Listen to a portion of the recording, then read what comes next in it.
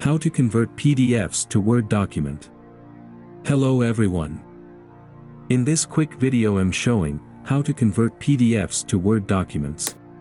So, if you're ready to learn how to do this quickly and easily, let's get started.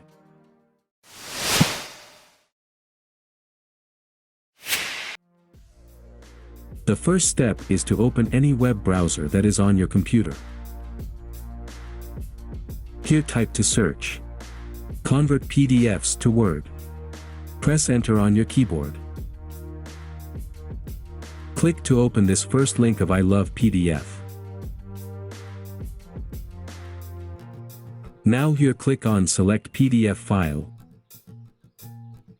Select the PDF file that you would like to convert.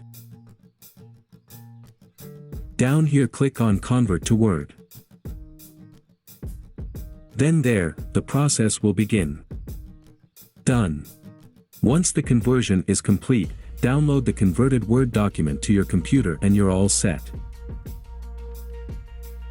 And there you have it. You've successfully learned how to convert PDFs to Word documents free and easy. Thanks for watching. If you found this video helpful, don't forget to give it a thumbs up and subscribe to our channel for more tech tutorials and tips. See you next time.